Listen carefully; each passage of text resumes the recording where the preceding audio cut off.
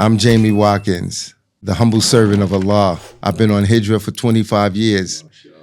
I'm with my brother, Juwaad Beg, one of my favorite brothers, Juwaad Beg. He's been on Hijrah as well for 25 years. And we've come together to tell the people about the do's and don'ts of Hijrah. Juwaad, I would like to know the reason why you made Hijrah. Right.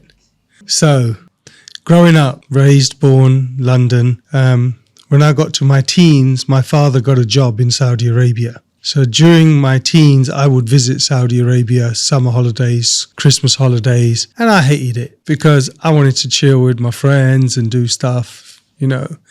But I had to go to Saudi Arabia, make an umrah, be with the family, you know, things are not like they are in the West. And, you know, I didn't like it. But I got to experience it over a decade that he worked there. And then when he died, rahmatullah alayhi, and I buried him, I got in that grave. He was only 47 and he had no health issues. So he just dropped while playing badminton. I realized that one day somebody's going to put me in that grave, and that's the end destination. And a year after that, my mother died of cancer and she was only 49. So neither of them made it to 50. So I got into that grave twice in the space of a year and a half to bury my parents. And that made me reflect upon life and stop doing the things that I shouldn't be doing. And I started to practice. Once I started to practice, I started to learn more about the religion, etc. And I traveled to learn. I went to different parts of the world to learn about it. And I noticed the difference in the lifestyle of being in a Western non-Muslim country and a Muslim country. And the energy, the peace, the tranquility, the belonging, it was totally different. And then as I started to learn more about it and went over the story of the Prophet and how the first Muslims migrated to Ethiopia because they were persecuted in Makkah, and then the Prophet, peace be upon him, his journey and migration to Medina, you know, and I looked into the texts and learned more information. I found ayah in the Quran, Surah Nisa, where it says that when the angel of death comes upon them, they will be questioned. How were you in the land? And they will say, we were oppressed. And they will be asked, was the ard, the land of Allah, not vast enough for you to migrate therein? And all of them, except for the women, children, and elderly, and those who could not devise a plan, will be punished for not making hijrah. So ayah in the Quran, Surah Nisa. I was like, wow. So if I'm somebody who's able and capable to devise a plan, then it's upon me to make hijrah. Otherwise, I will be questioned and punished. Because why should I stay in a land where I have to be oppressed to practice my religion and worship my Lord? That was the first evidence. Then I read narrations where the Prophet, peace be upon him, has said that the smoke from the tent of a Muslim should not be seen by the tent of a non-Muslim, and the smoke from the tent of a non-Muslim should not be seen by a Muslim, and smoke can be seen for hundreds of miles. So we should not live that close with them. And then there was another narration where there was a battle, I've forgotten the name of the battle, between the Prophet, peace be upon him, and the mushrikeen of Makkah. And the mushrikeen of Makkah had brought with them to the battle the Muslims that never made hijrah, because some stayed, they never made hijrah. And because they all were predominantly came from the same city and they were all really one tribe, you couldn't tell the difference between who's who. So during the battle, the Prophet, peace be upon him, and the Muslims, they were slaughtering the mushrikeen, but at the same time they were also slaughtering the Muslims that were brought with them, because they couldn't tell. And then the news was given to the Prophet, peace be upon him. He was told, Ya Rasulullah, we're killing Muslims who came along with the enemy, but it's not intentional. And the Prophet, peace be upon him, said that those Muslims who live amongst the disbelievers, I'm free of them. That's a very strong statement. So all of these statements, narrations put together, clearly tell us that it is upon us a compulsion to leave and make hijrah if we are able. And all except the women, children and elderly and those who can't, who are not able, will be questioned and punished. So, you know, putting all of these things together is just, but you can't just make hijrah, right? You need to plan. Because if you just get up and go like that without a plan, without resources, you'll be back. And that's just a waste of time and effort. So I was sitting in a lecture in Makkah with a scholar, senior scholar, and somebody asked him a question. They said, Sheikh, in England, we have members of parliament or Muslims that are running to be members of parliament. Should we vote for them? And the Sheikh, his name was Sheikh Rabi, he answered the question. He said, "You guys should not even be there. What are you talking about?" He didn't even engage in the question of should you vote. That wasn't even the question.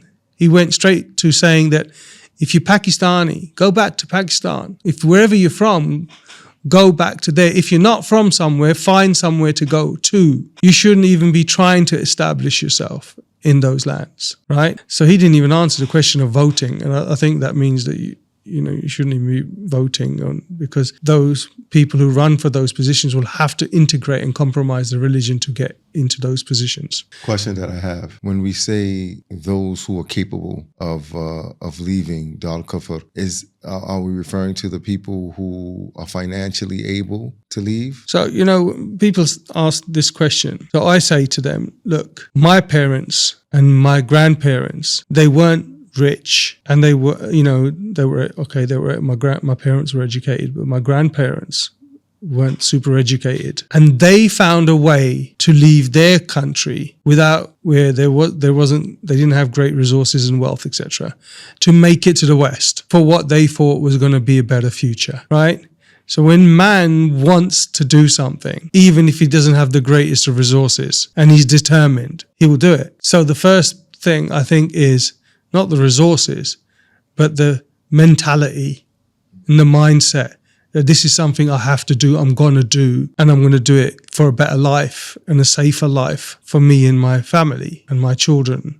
I think this, you and I, our stories fall in line with each other in regards to why we left the West, you, the UK, me, America, was after September 11th. And when I had asked you, and you were like, yeah, September 11th. And it was the same thing with us. We left because of September 11th. We understood that things wouldn't be the same. They were already not in our favor at the beginning. And what we had to go through for that short time that we stayed in America before we left, it was horrendous. Cops sitting outside of the masjid, protecting the masjid, women having their hijabs snatched off their heads, people being run over by cars, cab drivers being killed who weren't even Muslim, they were Sikhs. So it just goes to show you the mentality of the people that are in the West. They're killing people that weren't even Muslims, who they thought were Muslims. For me, growing up in Brooklyn, New York, nothing was difficult to me. Nothing. There was nothing that was going on in Brooklyn, New York. September 11th wasn't a devastating thing for me. Thinking about going to make Hijrah wasn't difficult. It was just like I said to my family, I'm going to save $10,000 and I'm going to Morocco with $10,000. Premature thinking, but I was determined to make something happen. I went to Morocco, started to run out of money. And what did we do? My wife started looking for work in Egypt. She found work in Egypt. This is how the ayat from Allah Azza wa Jal, where he says that I will bless you with resources from places you never could imagine. She went to Egypt to work in a school. I went there, I had nothing to do. I not only got a job in the school that she was working in, I started playing professional basketball, which I always wanted to do when I was in the States, but never had the chance to do it. Or really, I was pretty good, but not the ability to play professional. And I was able to do that in Egypt. And Allah Azza wa Jal helped me to do these things that I never thought when I left Morocco. I'm like, what am I going to do when I get to Egypt? But there was something there for me. And we were able to live a very, very good life in Egypt with her working, myself working, and playing basketball. We were pretty happy, and that's pretty much my Hijrah story. And it goes in lines with what you said regarding if you want to do it, you can do it. As your grandparents had left their country and went to the West, I agree with that because it was the same thing with us. We had nothing. Like I said, I left with $10,000. That's not enough to live a year in any country, you know. And we were able to hold on to that money, go to Egypt. I still had money saved up when I went to Egypt, and life, life moved on. We went to Egypt. I always wanted to get to Saudi Arabia. We made dua, continued to make dua, prayed Qiyamul Layl, and I got to Saudi Arabia, which the country I always wanted to be in. And I had a decent time in Saudi Arabia as well. So if you want to make hijrah, it's possible to make it. You just have to continue to make dua and not, and have that drive to want to do it. And Allah will do the rest for you. So there's a narration that says that the one who migrates in Allah's land for his sake, then Allah will provide for him many dwelling places and plenty to live by. That's a promise. And you've just described that. Allah provided you with many dwelling places and plenty to live by. So if you make hijrah for Allah's sake, He's given you a promise. Definitely. He'd take care of you. Also, the one who make hijrah, all his previous sins are forgiven. The status for taking on this action is huge. However, before I made the hijrah, I was sitting with a person of knowledge, and he said, plan before you go. Save some resources. Put some time towards it before you go so that you don't, have issues and problems. So I gave myself, once I decided, that's it, I'm going, I gave myself 6 months. I said, for 6 months, I'm going to work and I'm going to save $40,000, $50,000. That was my target. Once I've got that, I'm going to leave. Within those 6 months, I made $100,000, all from Allah. Listen. And then I left. Wow. This is amazing, because I gave, and my family's here, I gave 6 months. I gave 6 months just like you did. But I don't know what you were doing, but all I wanted was $10,000. I made that $10,000 in 4 months. I went to my friend, Jamil, and I asked him, I said, Jamil, I made the money faster than I thought I would. He said, leave. I mean, he was adamant. He said, you have the money now and just leave. And we took off, faster than we thought we would. I thought I would make it I would get it in 6 months. And we left, I think, in the 4th month. We just left out. As it got closer to me getting that money, and it was what I wanted, I got nervous. I forgot really about the plan and what we were going to do, because it was just a totally new arena for me. I really didn't know what to do. We got the money, we got to Morocco, and everything started to come together. The nervousness went away. I'm here now. There's nothing you can do. There's no turning back. The only fear I had was of the medical system. Just the medical field there. And if I got sick, what would happen? That was the only thing that bothered me. And, we made out okay. But the most important thing is that I did it. And when I got there, I got very comfortable once I got there. So I think a lot of times when people, and I want to ask you this question, when people want to make hijrah, they do plan. But when it gets close to them reaching those goals, for them to leave whatever country they're in, they get a bit nervous. I never had that. Yeah, I had it, but for me, mine went away. For me, I couldn't get out fast enough. I had to plan, and I had chose where I wanted to go. I wanted to go to Saudi, and for Saudi, I needed a bit more money, because I wanted to open a foreign investment license, and that costs a fair bit. So I knew I needed a certain amount of money to get the license that I want, to go to the country that I want, because I wanted to be near Makkah and Medina and people of knowledge. That was, for me, the destination. And I knew I needed a certain amount of money. And I was euphoric when I left. And when I landed, I felt like I'd landed in Jannah. I was, surrounded by Muslims near the Kaaba, where there's people coming for pilgrimage, and near Medina, where, students are studying from all over the world, and there's people of knowledge around. Every time I landed in Saudi, whatever airport, I felt like kissing the floor. I could walk, talk. If I drop, they'll bury me in the ground like a Muslim. No post-mortem, no donating my organs, no keeping me in a fridge for 6-7 days. They will bury me the same day according to the Sunnah without charging me anything. I was flying high. So, Juwaad, I'm still flying high to be able to live in the lands of the Muslims. So my question to you, for those who are nervous about making hijrah or making excuses, they don't have enough money, they don't have this, what do you say to them? First of all, life is a struggle. It's a continuous struggle, right? And Allah says, "Halakna al-insana fil kabad," which means I created mankind in a state of kabad. State of kabad means like, tightness, a little bit of struggle. It's a bit of tightness. So you're going to have that, right? So it's going to be difficult. Life is difficult. It's a test. Tests are not supposed to be easy and fun. We're not here to be happy, right? We're here to pass the test.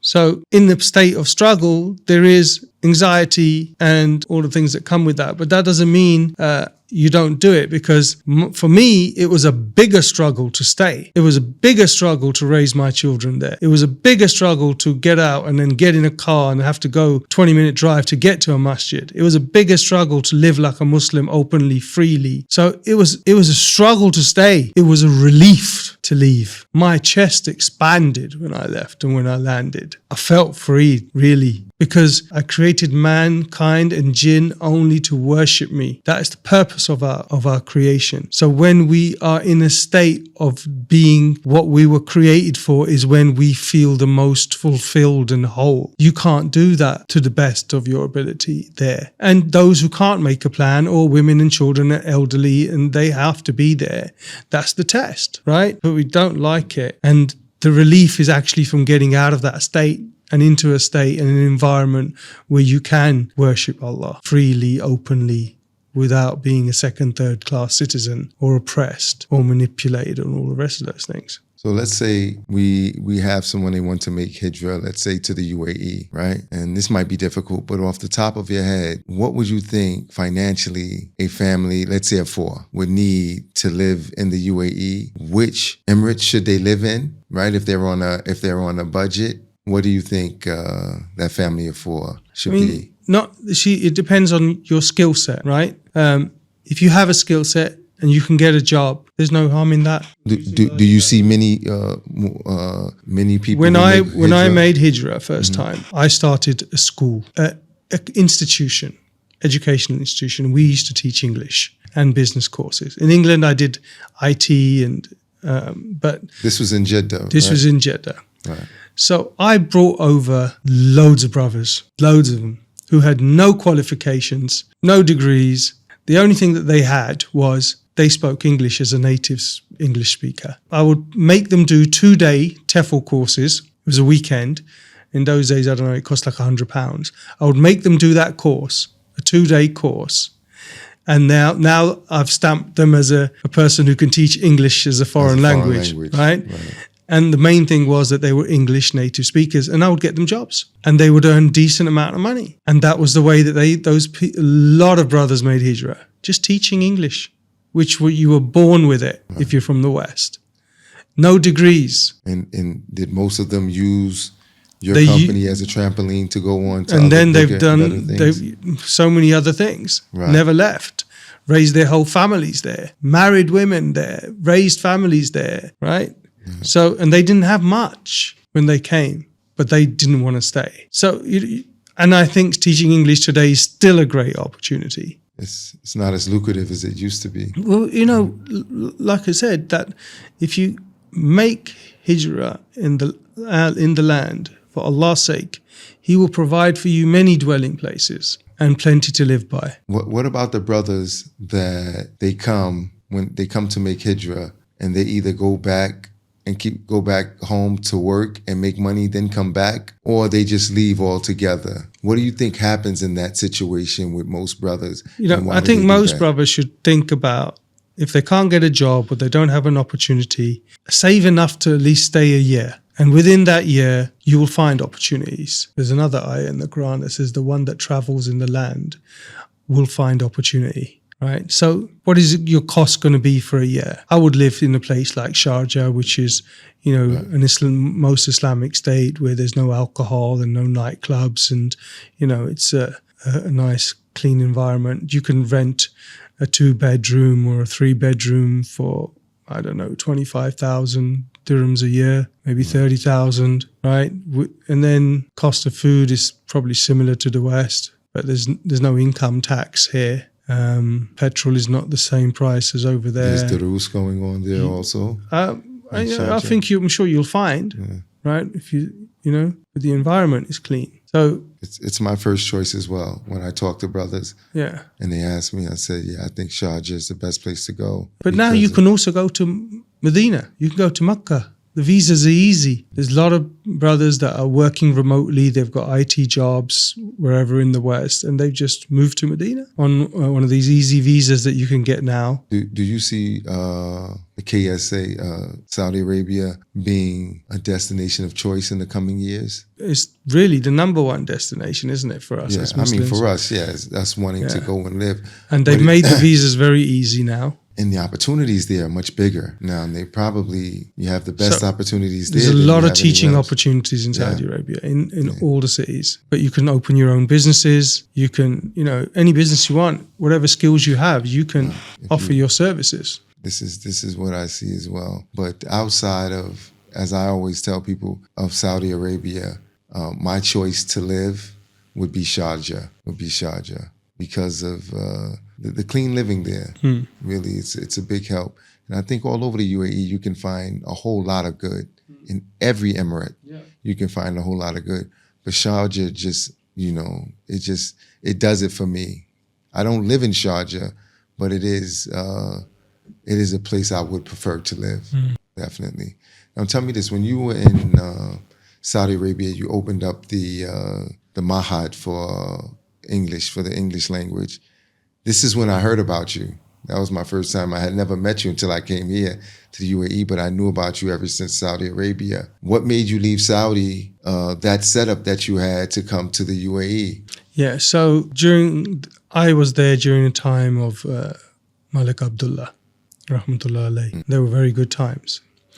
And then when he passed, the regime changed and they changed the rules. So they made it more difficult for foreigners to run companies, to hire people, to renew their licenses. And also there was a drive for a certain period that made it difficult for foreigners to stay. There was a large cost put on residencies. It just became a little bit harder during that regime change. And now that's getting better. So it's a good time to go back. And UAE is right next door. And a friend of mine was here. And UAE was a choice that I looked at before I went to Saudi, but I decided against the UAE because the people that I wanted to sit with, the people of knowledge, were all in Saudi. So I preferred that. And then when it became difficult, I was like, I'm not going back because that's not allowed. I will move on and I'll just go to the next state. It's the same land. And a friend of mine was here and he was like, Juwaad, you got to come and check out the real estate industry here. And I came, and that's when I bought my first piece of real estate, and that just started to do well, and I just came here. But I think we're going to go back. To Saudi? Yeah. We want to die there, right? We want to die in Medina. Sure, The one who lives and dies in Medina, for him is Jannah. I just got an opportunity. Someone sent me a text message on Instagram, a good friend of mine I was in Qatar with, and he just told me about all the opportunities and sent me a list of things that are available in Medina. And I was in awe at what he was telling me and what was sent to me. So it would be something that I would think about doing as well. It would be a difficult transition for myself because I have business in the UAE as well, and that business is heavily reliant on me, so that would be the only setback for myself. How about you? First of all, being in Medina, Makkah, is an invitation from Allah. May Allah make us one of those that can get that invitation and get that peace in our heart and chest to want to accept it and run towards it, So I think that's an internal cleanse that we need. It's not about business or anything else. It's an invitation. When we look at being realistic, right, the majority of the problems we see with men and women when they make hijrah, the biggest problem that they incur, that comes about, is finances, lack of finances. Yeah. It happens all the time. Whenever you hear about a brother or sister saying, I have to go here, or I have to go there, or I have to go back home, they're lacking finances. What do we tell them? It's all about mindset, yeah? I have to go home. But where do you consider home? I think you and I are on the same page there. This is home. This is home, right? I can eat a 1 dirham sandwich here I've than have a $1 sandwich over there. Right? This is home. We're not going anywhere. We're home already, right? And also, from our qadr, one of the things that is fixed is your sustenance. It's not for you to worry about. You need to just be like the bird that leaves in the morning with a nest full of hungry babies and goes out and finds whatever Allah has written for it and come home and feed your babies. He doesn't know what he's going to get. You just need to make the effort. Yeah. And as sure as death will find you, your sustenance will find you before death does. It's all about your mindset, right? There are 5 reasons a person is allowed to go to the lands of the disbelievers. Number 1 is if they're going to give da'wah. They're going to bring the people to Islam. Not just go to work and give da'wah on the side. They're going with the intention of da'wah. Right. Number 2 is if you're going for medical treatment. I don't know if these are the right order, but it's whatever I can remember. 3 is if you're going for trade, going for business. 4, if you have to pass through that land to get to where you're going. So it's a transition. And the last one is education that you can't get in the land of the Muslims. And we got universities here now.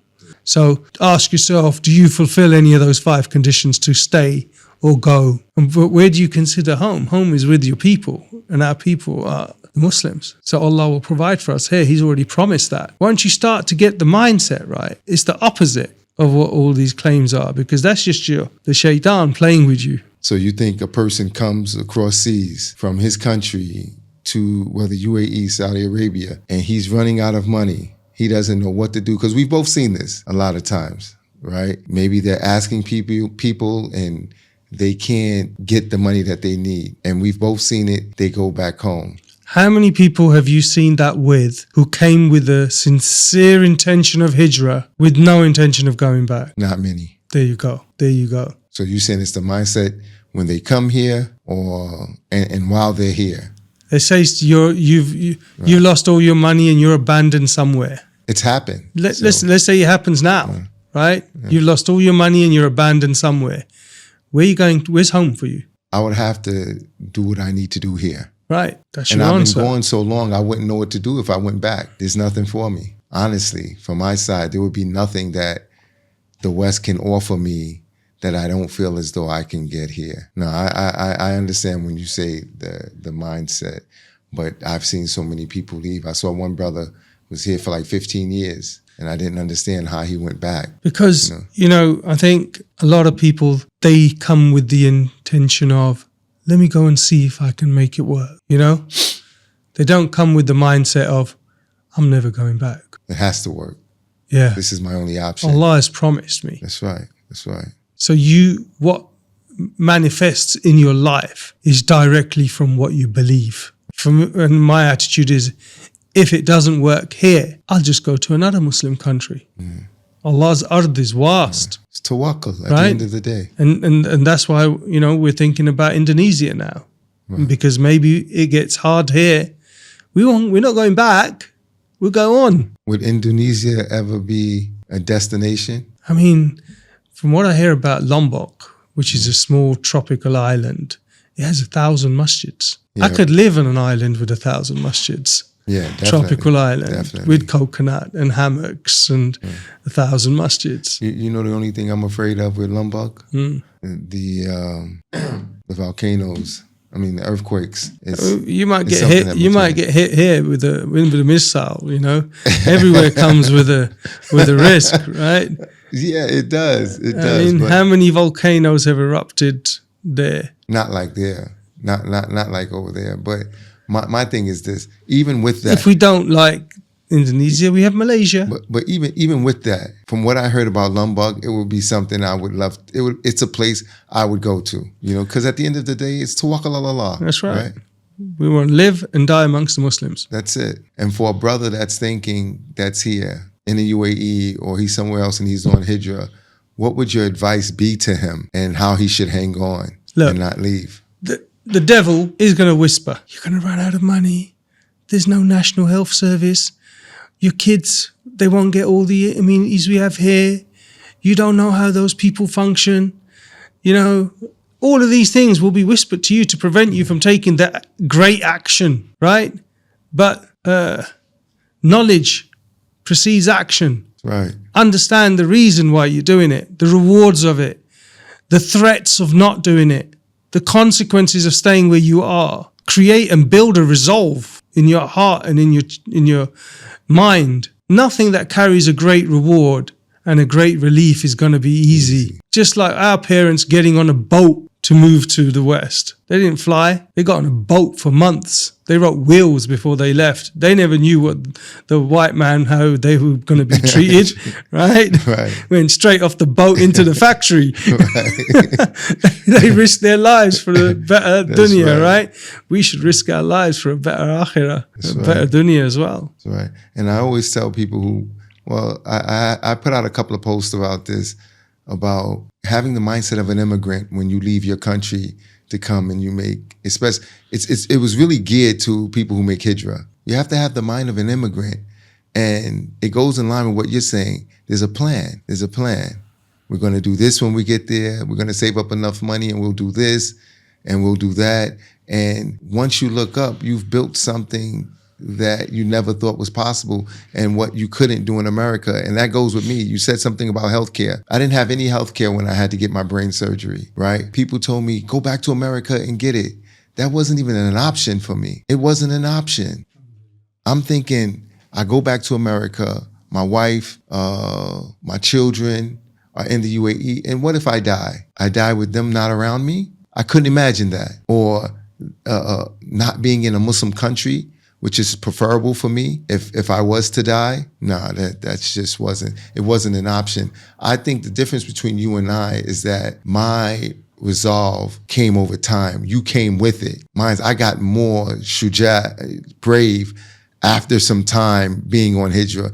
I was like, when I actually saw that my sustenance, I could not see me as well off in America as I am here. And it would not have been done cleanly without touching riba, without doing something that's against my ethos or against Islam. And so being able to come over here, and it took 25 years to get here, but to now be comfortable financially with my family. None of my kids saying, well, I have a couple of them, but most of them, nobody wants to really go back to the West, not to live there, not to go back to the West and say, okay, I want to stay forever. They're fully rooted in the culture here, whether it's in the UAE, whether it's in Saudi Arabia, Morocco, Egypt, it doesn't make a difference. They really get, hung up on the culture. When they go to any country they go to, they pretty much speak the Luga of that country. This is how they've grown up. So they don't even think they can survive in Dar Kufr. I know I can't, not now. And if I went back, there would be nothing for me to do. My skill set that I had when I left there is not what it is. If I would have stayed and kept studying, and that skill set is property management. It's pretty much the same anywhere you go. The likes of us, we could survive anywhere, right? We came from two major capitals of the world. We could survive anywhere. That's not the question, really. And the question, what it is ultimately is Muslims, when we meet each other, we give each other the salam. Peace and tranquility be upon you. And that's been, ordered by the religion. So that means that the best thing state that we can be in is a state of salam, a state of peace and tranquility. That's all I want. When you land in a place where you are the minority and detested, and you have to look behind your shoulder all the time and have your guard up and have to compromise, that peace and tranquility leaves. But when you're in a place where you don't have to look behind your shoulder and you can give everybody the salam, and you don't have to compromise your religion, and you can, sit on the street, pray on the street if you have to, pray in a mall, wherever. It's normal to see a person pray, where you're a first world citizen because of your belief system. You now feel a peace and tranquility. Could I sit on the street in the city of London and pull out? I have done, and I would, but would I feel comfortable doing it? No. Could I do it here in the middle of Dubai Mall? comfortably. Yeah, I could. So the energy of the environment that you're in is totally different. Greater Jakarta has, I don't know, 35 million people. It's one of the biggest cities in the world. London has 10 million. London has, I think, 45% of its crime is violent crime. There's a rape reported every hour. And think about those that are not reported. And then it's violent crime. There's 150 stabbings a day and in England, and 30-40% of those are fatal. It has a lot of violent crime, London. Jakarta is 4 times the size, has hardly any violent crime. Small percentage. The majority of the crime there is fraudulent and, things like that, but not violent. So the nature of being around Muslims, the nature of the Muslims is wanting peace and goodness and well-being for all. All the believers are but brothers, right? So why are you going to put yourself in a war zone when life is hard enough to get to Jannah as it is? And we're just trying to get to Jannah with as least friction as possible, with as least obstacles put in front of us as possible, where we are able to come back to our fitrah and worship Allah and know what the priorities of this existence are. Your sustenance is written for you. But how many times you get to the masjid, is it easy for you to wear the hijab, right? Is it easy for you to live and practice and move like a Muslim? Why are you gonna do that when you have a choice? I would never send my kids back. Every opportunity they can get there, they can get here. And if they can't, they're still better off here in that environment where their life and their body and there's an honor attached to it. Allows you to get to your fitrah of wanting to worship Allah. Why you want to put all these obstacles? As soon as you land there, everything's halal. Alcohol is halal. Zina is halal. Riba is halal. If you're not doing it, you're backward.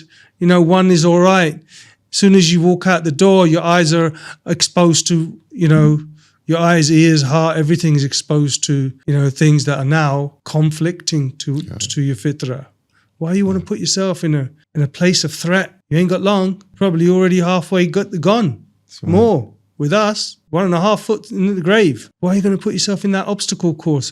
What do we want for our children? We don't want anything from them. We just want them not to suffer, because life will bring suffering and trials and hardship. That's the nature of it. But we want them to be able to get through it with the least amount of friction and get to Jannah with ideally no punishment in the grave or on the day of judgment, and with ease get to Jannah. That's what we want, right? That's right. So if that's the objective, where is the best place and easiest place for you to achieve that, for you and your family? Where it's least opposed. I have this to say. I don't know how much time we have, Juwaad, but one of the things that's important is that Juwaad Bey can help you. He's in the real estate business, short-term leasing. We do everything real estate. Everything in real estate. And so for those who are trying to make Hijrah, you can get in contact with Juwaad's company, and they may be able to help you, whereas a lot of people claim that advice is free. They get in touch with me, I will advise them. It's not just real estate. They can come as teachers. They can come as IT professionals. They can come as AI specialists. They can come as, anything. Everything that's required in any country is required here. Come to add value to your own life. Juwaad, I appreciate you, brother. Really, Jazakumullah khairan. I sat here in awe listening to you. I've learned a lot today, on Hijrah, and I would never second guess myself after listening to what you had to say today. I'm sure the people will really enjoy it. All I can say to you, brother, Barakallahu Feek, my brother Juwaad Bey, this is him at all times. This is not just on a podcast. This is the way that the brother is, and I really appreciate him. This is why I like being around him, and you'll see us do a lot of podcasts in the future. Barakallahu Feek, Juwaad. Feek Barak. Really appreciate you, brother. Jazakallah khair. Khair, Jazakallah.